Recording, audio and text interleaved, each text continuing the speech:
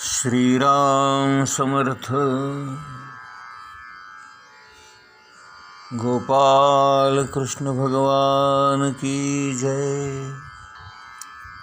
शुकाचार्य राजा परीक्षिताला सांगतायत, हे राजन, पुरुरव्याच्या वंशामध्येच पुढे काही काळानंतर धन्वंतरी जन्माला आले. यांना आयुर्वेदाचे प्रवर्तक असं मानलं जातं. यांच्यामुळेच आयुर्वेद आजही आपल्या भारतामध्ये उपलब्ध आहे. हे यज्ञातील भागाचे भोक्ते आहेत आणि भगवान वासुदेवांचे अंश आहेत. आणि म्हणून नुसतं जरी यांचं स्मरण केलं तरी आपले रोग दूर होतात, असं या धन्वंतरींच्या नामाचं महत्त्व आहे. शुकाचार्य पुढे सांगू लागले, नहुष या नावाचा एक राजा होऊन गेला.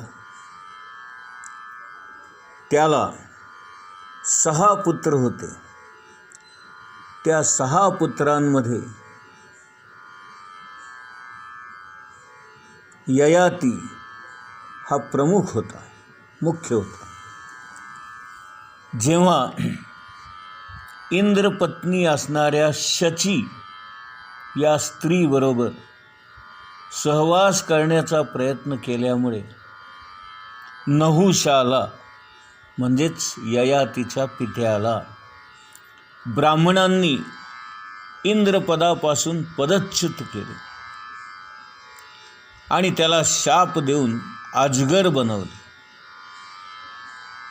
कारण हा जो नहुष होता तो आपल्या कर्तबगारीने देवांचा राजाच बनणार असता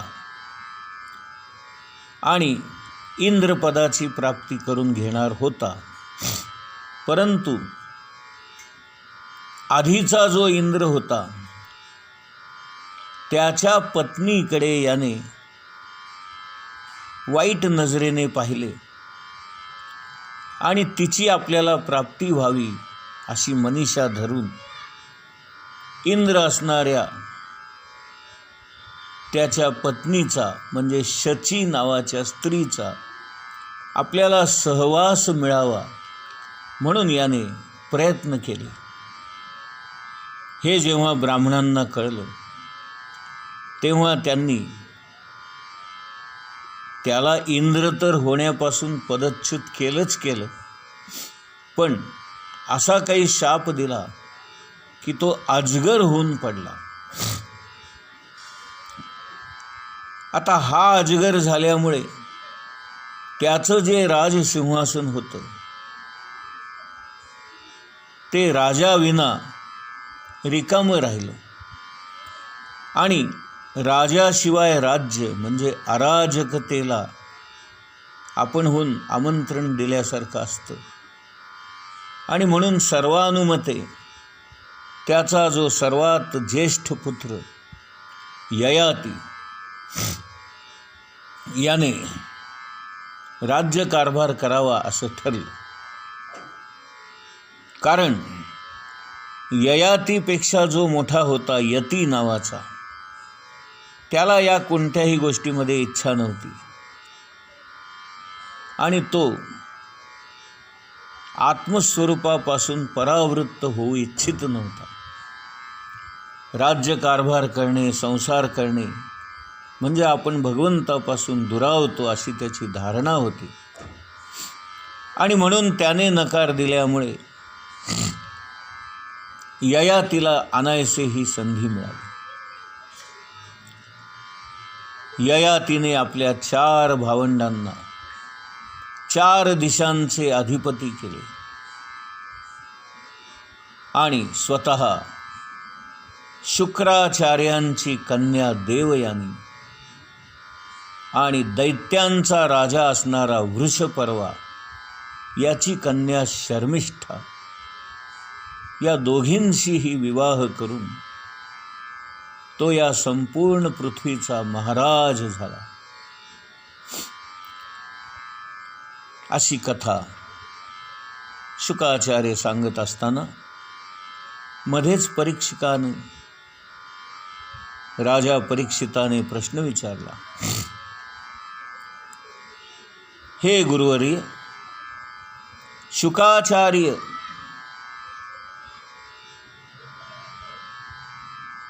आपण मला ही कथा सांगता आहात, मला त्या ययातीबद्दल आणखीन जाणून घ्यायचं आहे. ययाती हा क्षत्रिय आहे आणि दैत्यांचे गुरु असणारे शुक्राचार्य. इथे दोघांमध्ये फरक लक्षात घ्या, शुकाचार्य आणि शुक्राचार्य. शुकाचार्य म्हणजे व्यासांचा मुलगा शुक, त्याला शुकाचार्य म्हणतात. आणि तेच आपल्याला ही कथा सांगतायत राजा परीक्षिताला सांगण्याच्या निमित्ताने. आणि आता जो आपण उल्लेख करतो आहोत तो शुक्राचार्यांचा आहे. शुक्राचार्य हे दैत्यांचे गुरु आहेत आणि त्यांची कन्या देवयानी.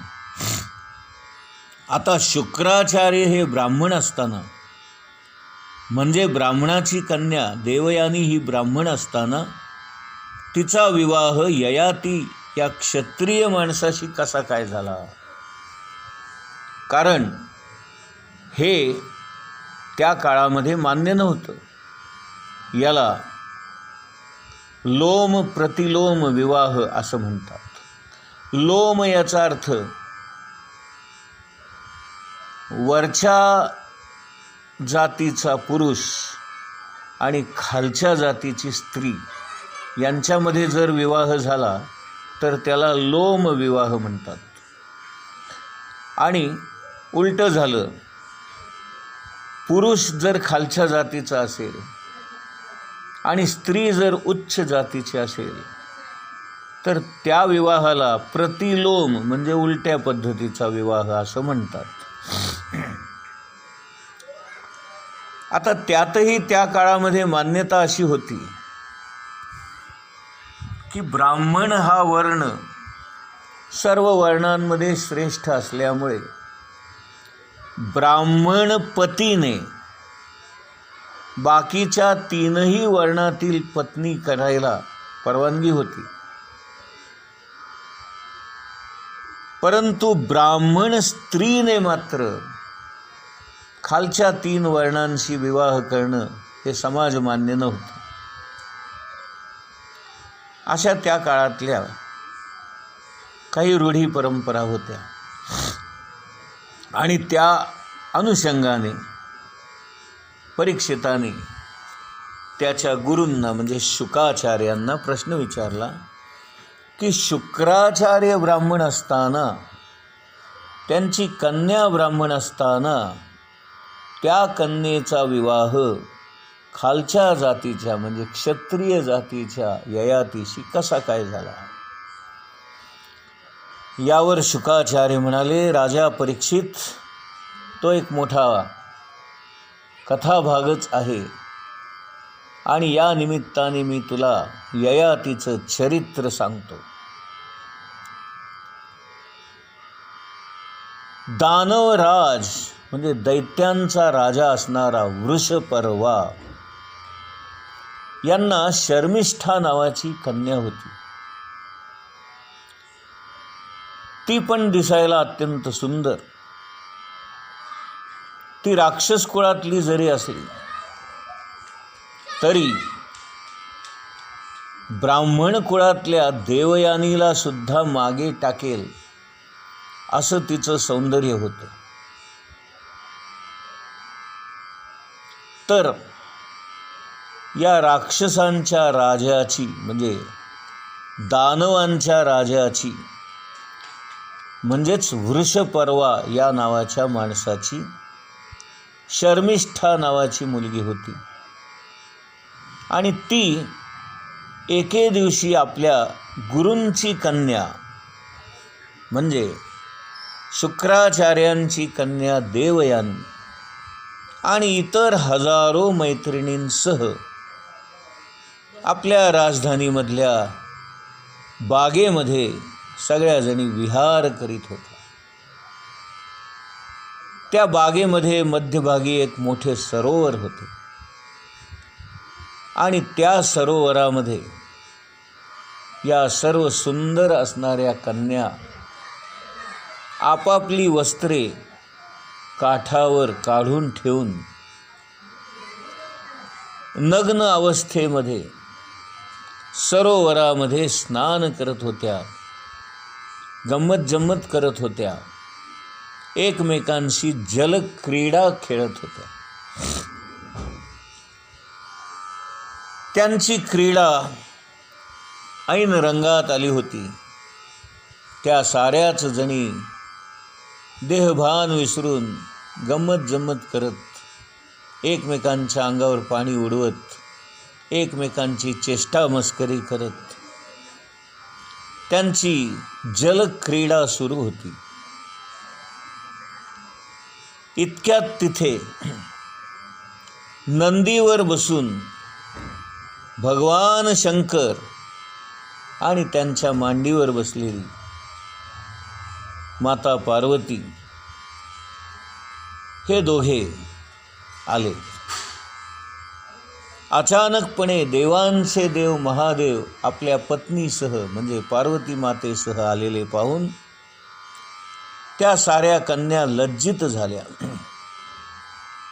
आणि भराभरा त्या सरोवरातून वर आल्या आणि आपापली वस्त्रे त्यांनी घाई गडबडीमध्ये उचलली. या गडबडीमध्ये नेमकं काय झालं तर शर्मिष्ठा जी होती तिने चुकून घाईघाईमध्ये देवयानीचे वस्त्र उचलले आणि स्वतः परिधान केले. आता देवयानीचे म्हणजेच ब्राह्मण कुळातल्या शुक्राचार्यांच्या मुलीचे कपडे हे खालच्या जातीच्या म्हणजे राक्षस जातीच्या कन्येने म्हणजे शर्मिष्ठाने घातले. हा आपला अपमान झाला असं वाटून देवयानी चिडली, रागावली आणि ती चिडून म्हणाली, एका दासीच्या या धाडसाचं मला आश्चर्य वाटतं. हिने माझे वस्त्र कसे काय परिधान केले, हिला समजत नाही का? मी उच्च कुळातली असताना या हीन कुळातल्या स्त्रीने माझी वस्त्रे घालणं हा माझा अपमान नव्हे का? एखाद्या शूद्राने अधिकार नसताना वेद पठन करावे हे जसं आपल्याला ऐकायला विचित्र वाटतं, त्या पद्धतीने एका हीन जातीतल्या स्त्रीने जी माझी दासी आहे तिने माझी वस्त्रे परिधान करणं हे काही योग्य झालं नाही. आणि म्हणून देवयानी चिडली. देवयानी वाटेल तसं बोलून तिचा अपमान करू लागली. यावर शर्मिष्ठा देखील चिडली.